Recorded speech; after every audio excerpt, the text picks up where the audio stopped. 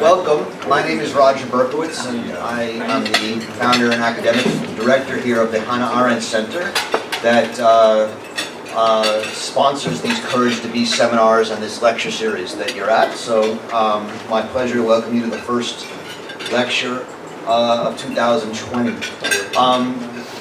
We love these lectures. The food is nice, the ambiance is nice. The next few lectures will actually be in Blythewood as well, so you'll get to see Blythewood doled up and ready for a nice dinner. So I hope you're enjoying your meal.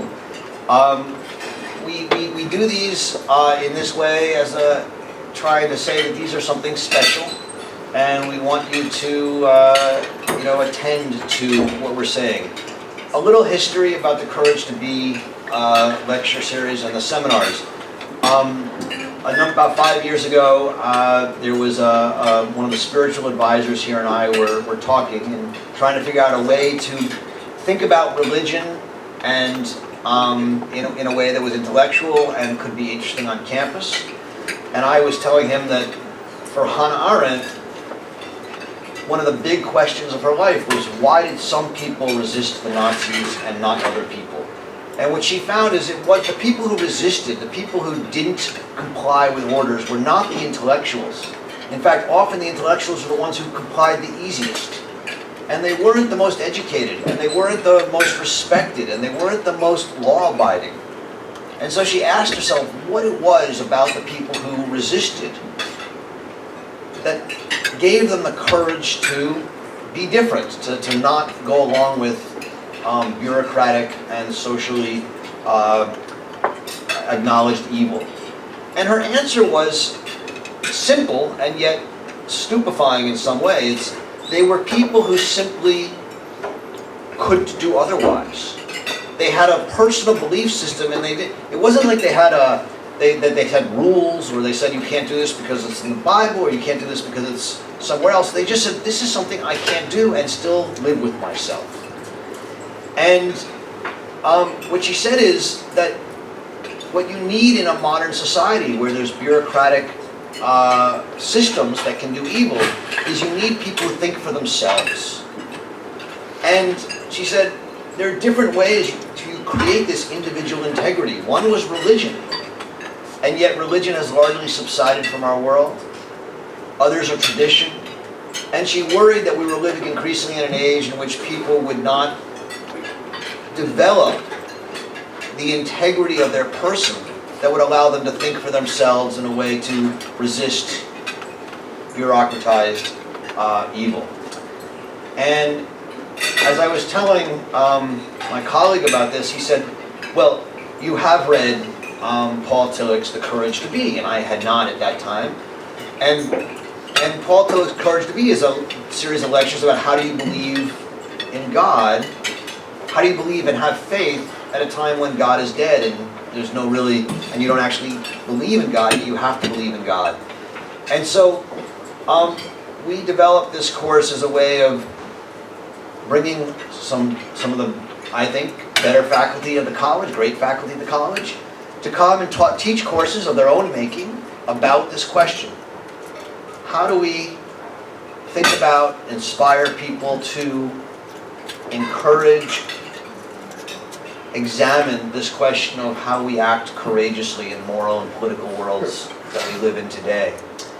And it's now in the 5th year, I think, and it's been exciting. 6th year, and it's been very exciting to do. One of the great features of this program is that we have wonderful student fellows, Courage to Be fellows at the Arendt Center. They pick all the speakers. They contact them, they interview them, they organize it all. And so it's really a wonderful thing. And so those of you who like this course and you're in your 1st or 2nd year, maybe you'll join and apply to be a Courage to Be fellow in the future. I don't do the introductions. I'm going to let one of the students do that, but just a couple of announcements.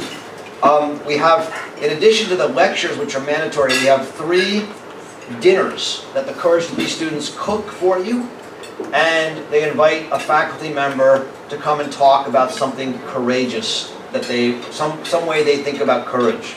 And so the first one is Thursday, February 20th, coming up. There's only 2 slots remaining for that dinner, and it's hosted by Charlotte Geisler and Kate Ryan, the owner of Binnacle Books, a bookstore in Beacon, will be the sort of dinner conversant. On Thursday, March 5th, Sky Carter will be hosting Whitney Slayton, who is currently a professor at Bard in ethnomusicology. And on Monday, March 16th, Isis Pinheiro, who's actually going to be introducing our speaker today, is going to be hosting Thurman Barker, who's a jazz musician. So I encourage you to sign up for those dinners if you haven't already. And they're really a lot of fun. You get to eat homemade food at the RN Center and have a dinner party with one of your professors. Without further ado, I'm going to introduce Isis Pinheiro, who's a junior from Brooklyn, studying literature with a concentration in Africana Studies. She's interested in the intersection of improvisation and literature, as well as the importance of a vernacular in literature. And she's going to introduce our speaker tonight. Please welcome Isis.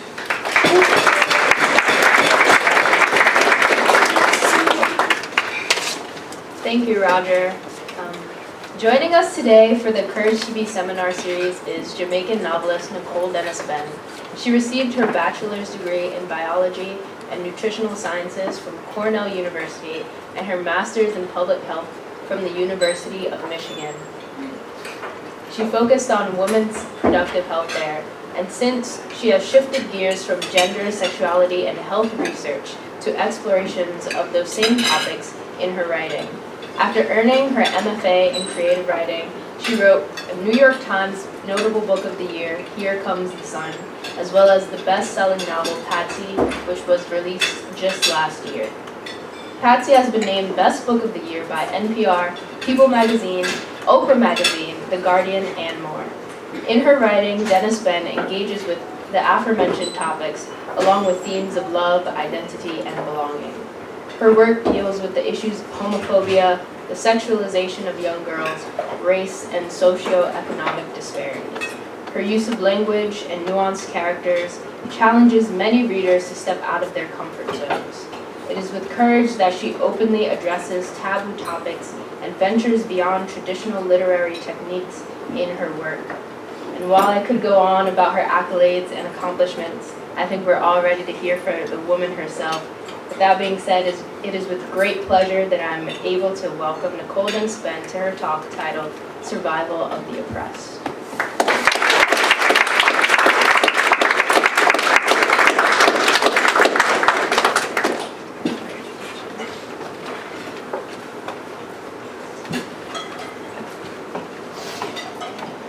Hi, good evening, everyone. First of all, thank you so much for having me. It's such a pleasure to be here, seeing all of you all dressed up nicely for tonight's event. So first of all, when I was asked to do this lecture, I was really, really taken by the topic, and so I definitely definitely talk about it, but also kind of the opposite as well. Because there are so many things I want to say about how we can actually find courage to be for sure, but after that take you on a little journey before I can get to that point. So my talk this evening is entitled, as Isis just said, Survival of the Oppressed. So I did not have any lecture to give you a whole speech or anything like that. But what I chose to talk about tonight is my personal journey, and also how that inspired my work itself, which kind of speaks to the overall topic tonight.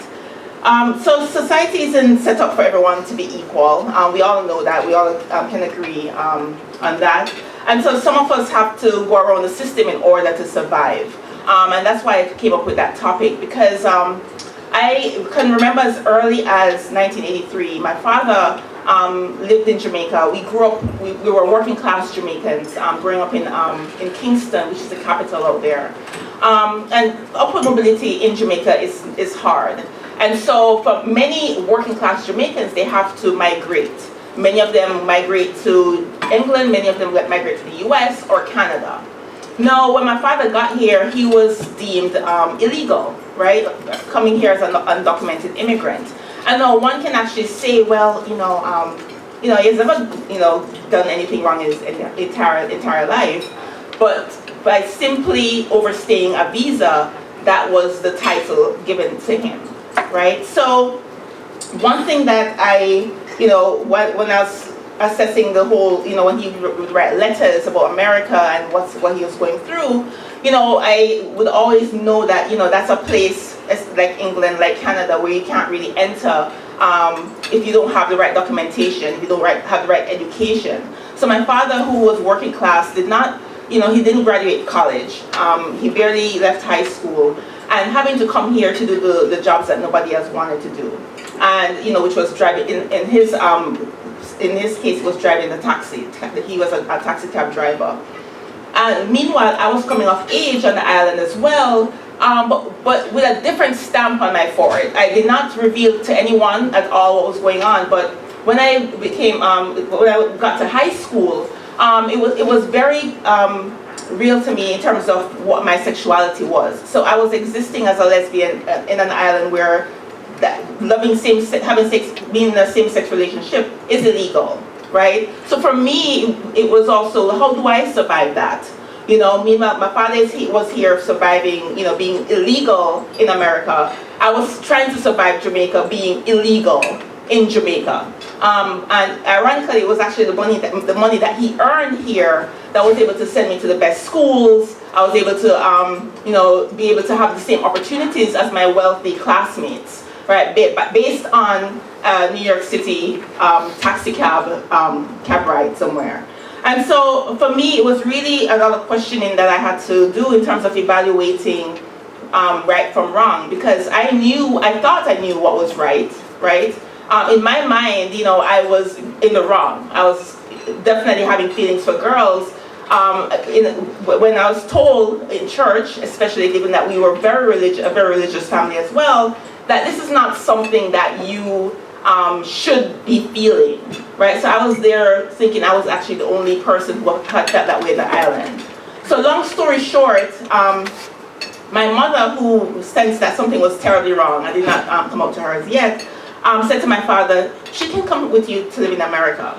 Now, one thing that my father ended up doing, which was why he was able to be able to accommodate me here, was he ended up becoming a citizen by marrying someone who is a citizen here. And I don't know how he was able to work that out, but he worked that out. I was able to come here, go to college. But the one thing, there was a caveat.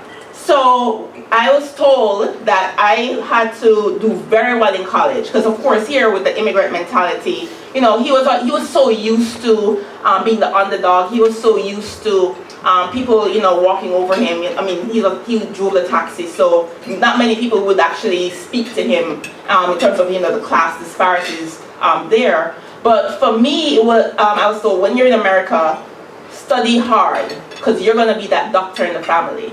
So already that was actually put on me, because, there was, me having that pressure to pull my family out of poverty, not only in Jamaica, but also here, by making my father proud, a man who has struggled his whole time here in the United States. That was my way of repaying him, right? So meanwhile, while I was at Cornell studying medicine, one of the things that actually drove me even harder into my studies was that guilt I carried being lesbian. Because yes, I was out of Jamaica by that point, but I still felt it was something that I had a guilt trip with that. I had a lot of worst case scenarios coming out to my father, and just a shame, because one thing in Jamaica that being raised in the island, we learn to respect shame and silence more than our individuality. So it was really hard for me to actually vocalize what I was going through with that. So I kept my head straight and did what was quote unquote right? I did not yet have that courage to be, anything other than what I was told, right? So I was just basically just existing. Now, one thing that I was able to do is escape through writing and reading.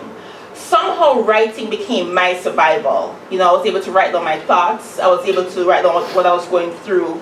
And I was also reading widely. I read James Baldwin for the very, very first time. Alice Walker, Audre Lorde. And these were books that I was not exposed to back home, because back home, of course, I know it's a black country, and you know, we're on the island, but most of what we were given to read were, right, British male authors, right? So imagine my my excitement when I encountered James Baldwin for the very first time, or Audre Lorde, or even Toni Morrison. And I began to realize that I'm actually not the only one going through this, right? I read James Baldwin's Go Tell It on the Mountain, and I realized that, wow, you know, there is a bigger, first of all, a bigger world out there, other than the immigrant enclave that I moved to Long Island first, so I was surrounded by a lot of Jamaicans there. And then going to school upstate, I was still surrounded by Caribbean immigrants and African immigrants.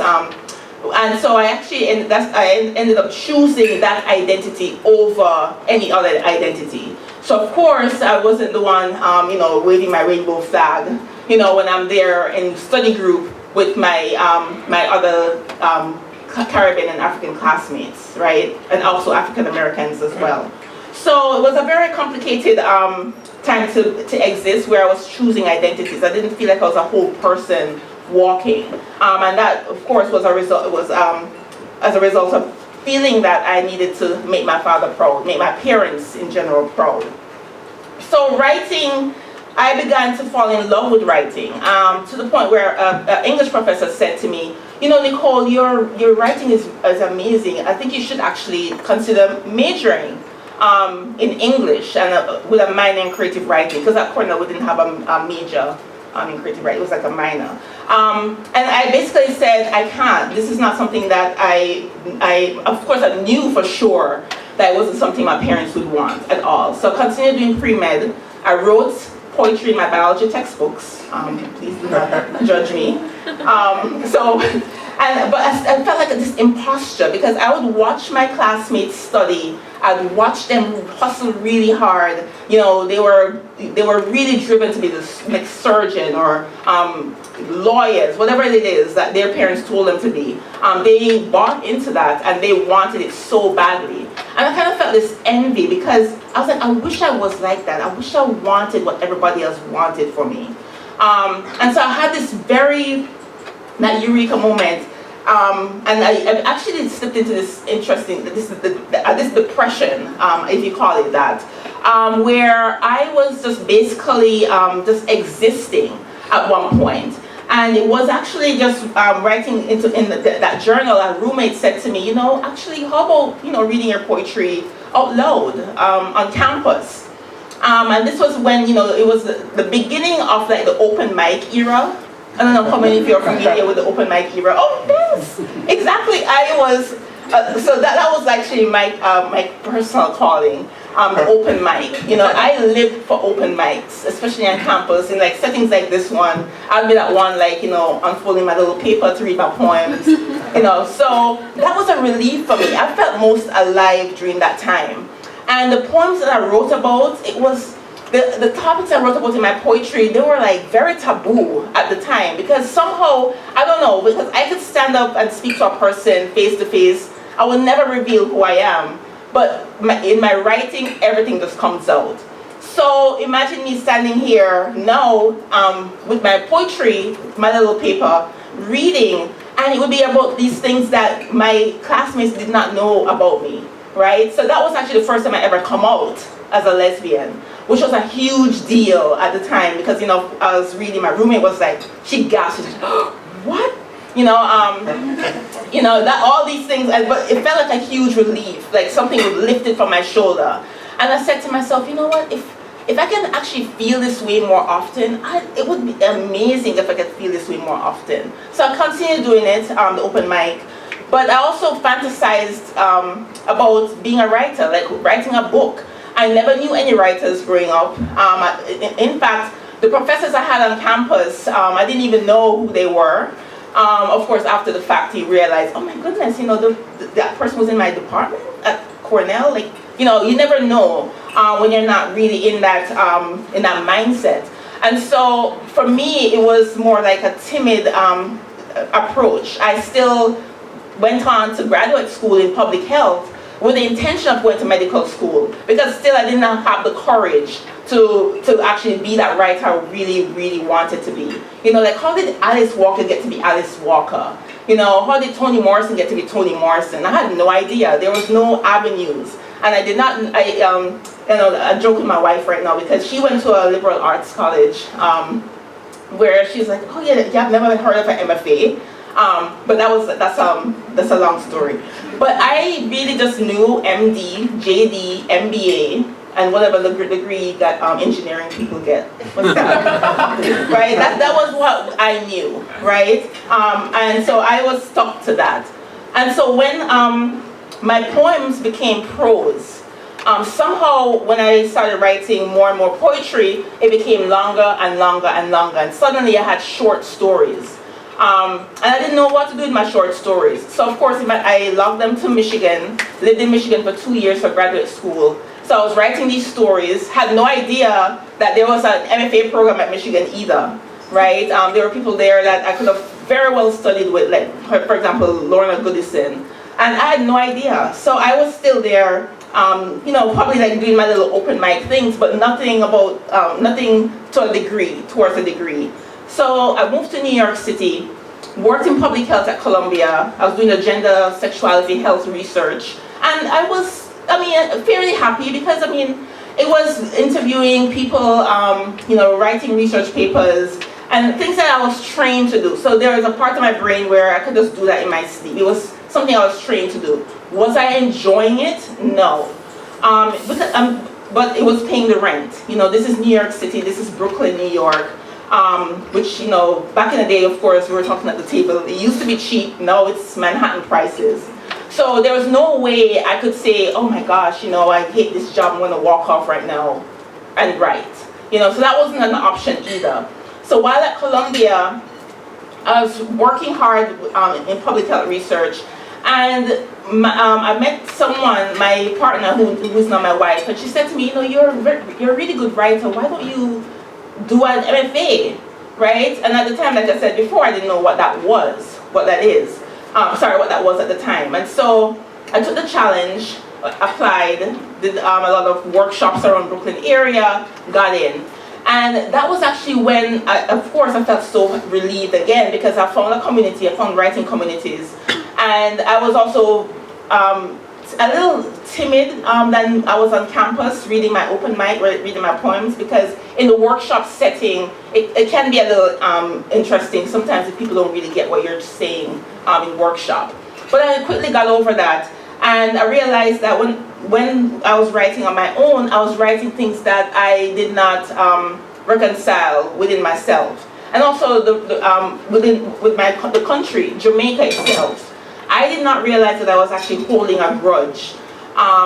Because for many, many years, I thought I was just coming here for school, right? To work hard, to be that doctor my father wanted me to be, all of those things. Turns out that I was also running away from, of course, not only being working class and finding it hard to be upwardly mobile in a society like Jamaica, but of course the colorism that was there. The trauma of experiencing being a dark-skinned black girl on an island where 85–90% of the people are black, right? And in addition to that, the homophobia that was there as well. So all those things came pouring out of me in my work. And so it was 2010 that I went back home. So I was in this self-imposed exile. I didn't visit the island. You know, I'd call, once in a while, because at the time, I wasn't on speaking terms with my parents at the time. But I'd call home. But it wasn't until, meeting my wife, and she said, I want to visit your country. I mean, you talk about it a lot. Your accent is still thick. So it's obvious that I'm not from here, so where are you from? Show me where you're from. So she's American. So for me to say to her, okay, I'll carry you there just to see, you could see the beach, you could do whatever it is. The first time I took her to Jamaica, it was to a resort. Because I still was running away from the real me, right? I mean, I'm from Kingston. I don't know anything about the resort. But I took her to a resort, so we were sealed off from the rest of the country itself. But something was still bothering me. It still reminded me of what I was running away from, in terms of the classism, the colorism, all of those things. And I started journaling a lot while I was there on that trip. And that was actually how my first book, Here Comes the Sun, came out, where everything that I was running away from purged onto the page. And I have a tendency, when I'm going through a lot, sometimes it's so nice, my pen is my crutch. And so sometimes, putting certain things in third person, right? So kind of removing myself away from it, right? Even though I'm being healed in the process of talking about that issue. So in my book, there are these three characters, these three women, and at the time it was just one. It was just Candy, who in the book opens up with a young girl bleaching her skin to become lighter, because that was actually the case, right? And so I said to myself, why does this character not leave me alone? Because even when I came back, still in my MFA program, I'll be just journaling about this one character, about this one storyline. But I never workshopped it in the program at all. And turns out that, when I graduated, there was this other character, Margo.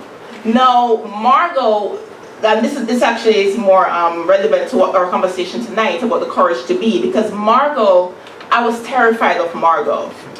Even though Margo was definitely very much a part of me, a part of what I wanted to say, right, about the country that I'm from, Margo was more like a character who, what people would say she's a villain, right? Many people on the surface level might say Margo is a villain. For me, Margo is that woman who was never given any opportunities in life. And she works at the hotel. She's one of the front desk clerks. But she supplements her income by prostituting herself. In addition to that, commonly find the bodies of young girls. For these wealthy tourist men who come to the island for all these things, for weed and for women and all these things. So Margo was that woman, that point person. And I met Margo while I was in Jamaica at that resort. It was just this woman. She was like probably in her 40s or 50s, and she was sitting at the back, and probably a room as big as this one. And you see the stream of young girls, these Jamaican girls coming in, right? For these tourists, these wealthy men coming from England, Canada, US, right? Or somewhere in Europe. And given that I usually ask questions with my writing, I wanted to know who that woman was and why was she there? I ended up talking to one of the girls, and she told me she's there because she has to pay her bills, she has to feed her family.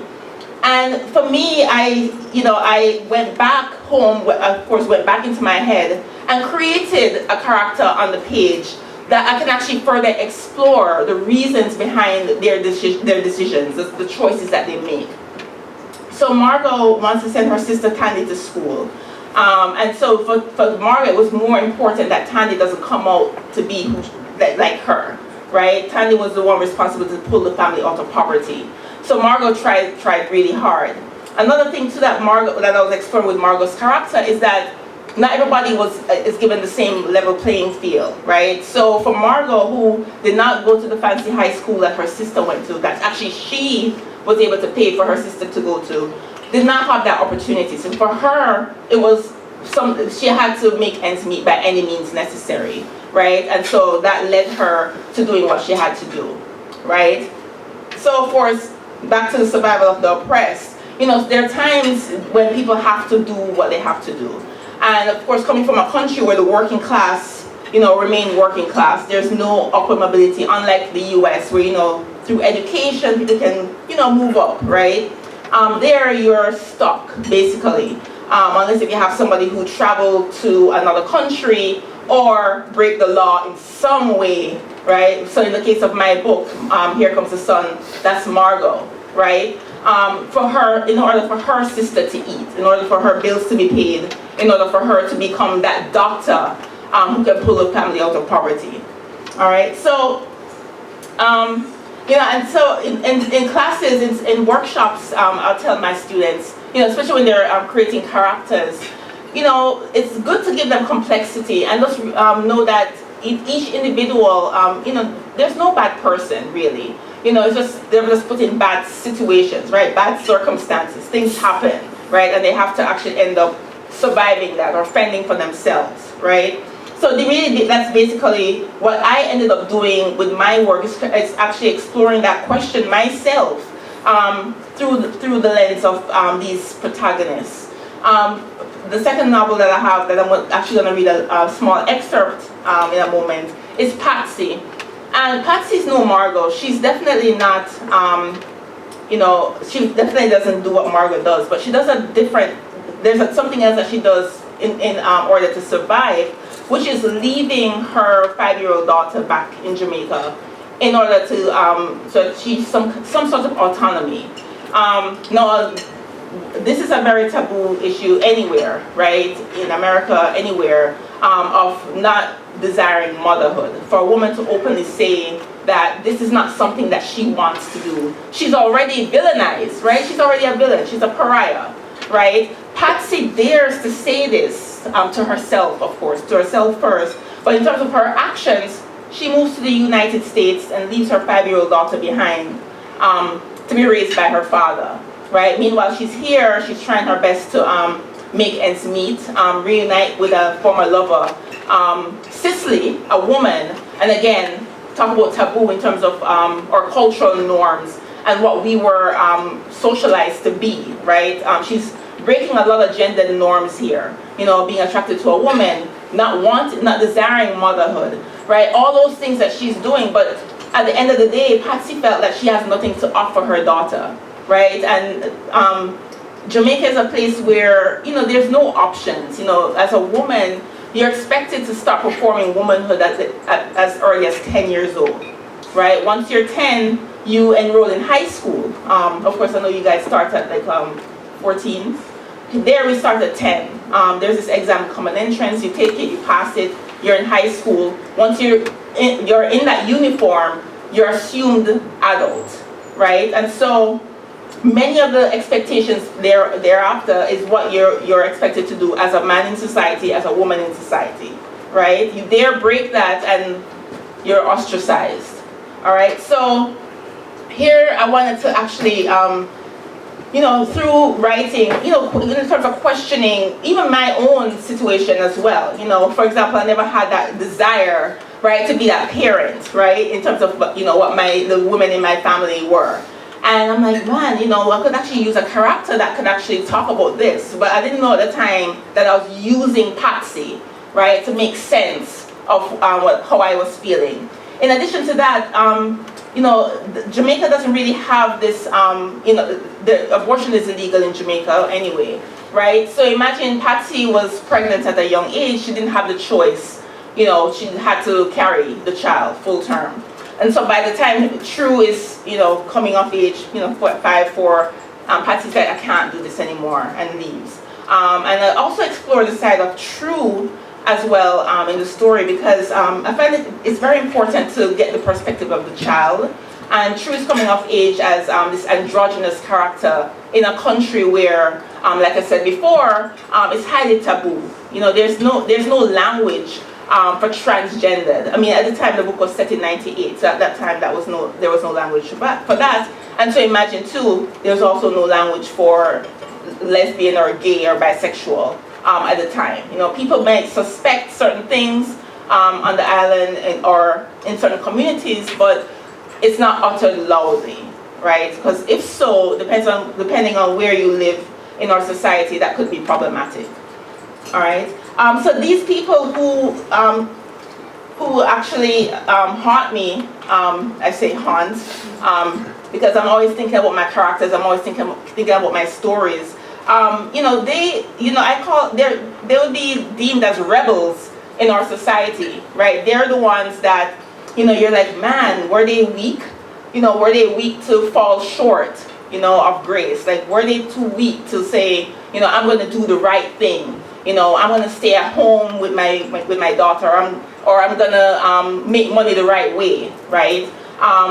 Or for example, my own father saying, I'm not going to go to America for overstay a 6-month visa, right? Like, was he weak?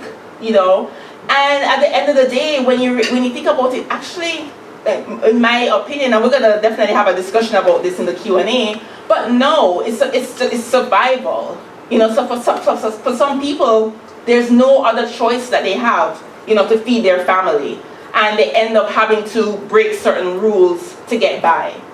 And so my only thing is that I don't know if I don't feel like we should judge those people, but maybe judge the circumstances, right? Judge the societal structures that make it that actually enable that, right? That make them actually have to do what they have to do to go against it. Okay, so just to drive the point a little further home, I'm just going to read a small excerpt of Patsy. And this scene kind of captures, first of all, why she's there, and what really is happening now that she realizes that she's undocumented, there's nothing else, there's no other option but to make do. All right, so here, in the middle of the book, she's at work. She works at a restaurant in Manhattan, this very bougie Jamaican restaurant, and her co-worker / roommate Fiona is now telling her what she's up against, and Patsy's suddenly realizing that she has no choice in America either, right? She thought she was coming here to get her own autonomy, but realizes that she's trapped. She's still trapped, as trapped as she was back home in Jamaica. All right. Tonight, as Patsy cleans the bathroom mirror, Fiona talks freely about finally getting to visit Trinidad, if all goes well. It's a slow night. The tip jar is almost empty. She tells Patsy that she's almost done saving to pay an American gentleman to marry her, so that she can get her papers. Patsy's movement slows as she wipes water from around the sink. It's the first Patsy is hearing about this gentleman. You serious? She asks her roommate. Fiona pauses too, her eyes widening, as she realizes that she said too much. Fiona looks over both shoulders to make sure no one enters the restroom before she says, I didn't want to mention it before I knew it would be possible. Him charging me only $3,000. Only? Some people pay more than that, Fiona replies. Then lowering her voice, she says, I pay in installments. Before you know it, I'll have my papers. Patsy frowns. That's a lot of money. And what about Alric? The marriage is a business one. Alric will be fine. He's really supportive. He knows that if I get my papers, then he'll get his too. Eventually. It might take a few years for me to get my citizenship, but once I get it, I'm marrying him, and him can get his green card. She's reapplying bright red lipstick in the mirror and using one hand to brush down her hair. She's meeting Alric to go dancing after her shift is over. He hasn't been over much since the incident the other night. Maybe it's guilt keeping him away. Patsy's grateful, because with no money, she has nowhere else to go. However, the incident has bolstered her job searching efforts so that she can afford her own apartment. As soon as the papers come in the mail, I'll file for divorce, Fiona is saying. We got it all figured out. You don't have a problem with that? Patsy asks. If you want to stay here, you gotta do what you gotta do, Fiona replies with a faint American accent. My fake, the very fake American accent. She purses her lips. Maybe you should start looking for an American gentleman too. What if I don't want to do that? Patsy asks. Then you'll always be illegal, genius. There's that word again that Patsy hates. Illegal. She's no longer a person, but an illegal, an alien. She can't understand why she's deemed a criminal for wanting more, for being in a place where she can live out her dreams, even if it might take a while to achieve them. You have to get rid of that pride of yours, Fiona tells her. It's not pride, it's caution, Patsy replies. What if the man take advantage? What if him demand more money? Or worse, sex? What would you tell Alric then? Whatever happened to marrying for love? Fiona throws her head back and laughs. This time she laughs so hard that spit flies from her mouth and sprays the bathroom mirror. She cleans it with ammonia in the bottle she carries. Love? She continues to chuckle. When she's sober, she says, we can't afford to love in this country. We're not at that place yet as immigrants where we can choose love. Like everything else, we take what we can get. Grab onto any lifeboat so we don't drown in this place called America. Love? Love won't get with papers. You're saying you don't love Alric? You're not getting what I'm saying, Patsy. Fiona lowers the ammonia bottle. People die to get into this country. You think we have the luxury of choosing how we stay? So what if it's a sham marriage that might require a little sex? A little sex don't compare to the shame of getting sent home with two long hands. Alric knows that. He knows we have to protect ourselves and love small. Because if we delude ourselves into thinking we got a choice, then we end up with nothing. We end up with broken hearts and hungry families. We're only catching here. One mistake and we're gone. This is not our country, and immigration will do everything they can to remind us of that. We have neither the right nor permission to enjoy human things like Americans. Vacation, rest, the sunset, strolling in the park. Who are we to do that when we're taking up space, taxes, and air according to them? They have all the power to punish us for stealing from them, for daring to think we can dream, much less love. And I'll end it there.